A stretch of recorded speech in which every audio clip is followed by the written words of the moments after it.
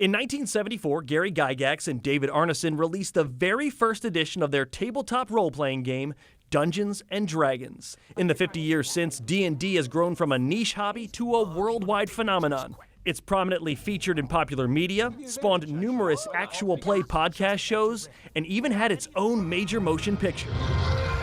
No, wait, not that one. There we go, much better. We don't talk about the other one.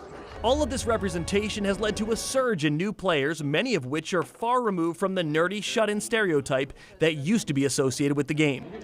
With the release of the 5th edition of the game in 2014, the focus of the gameplay shifted more towards story and character development, making the game easier for new players to get into. The pandemic was when I really got into playing tabletop games. Amber Logsdon is a professional game master, or GM, and she says that the influx of new players has resulted in a game and a community that's much more open and inclusive than it used to be. I feel like there are so many more opportunities for that storytelling element that allow people who felt put off or like gatekept from the community. They now have that key to open the gate and see themselves and see the stories that they want to tell be a little bit more accessible than they were previously. The inclusion of more diverse races and character options in the 5th edition has also nurtured that inclusivity, giving validation to players who felt excluded within an already fringe community. I'm now seeing like a lot more women leading tables. I'm seeing like players of color like leading the charge and creating amazing, expansive worlds.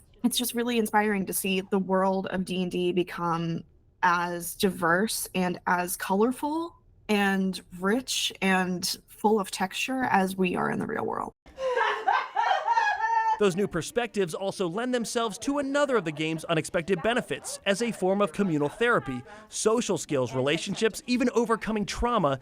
D&D challenges players to improve not only aspects of their in-game characters, but of themselves as well. Carl Kanar is another professional GM, and he's been playing D&D since the beginning. He's seen the mental health benefits firsthand. One of my partners in role-playing, that she had been so abused and stuff in her real-life relationships that going through a role-play relationship that was much more supportive and loving and all that kind of stuff helped her get past that. Amber's seen it too. I had a friend who was dealing with like the sudden loss of the matriarch in their family. And so they turned their grief into like a really dark and psychological haunting game where like the house that the matriarch lived in was literally like caving in and rotting from the inside. You could see like the anguish and the pain that the GM was going through, and we as the players were helping the GM like in essence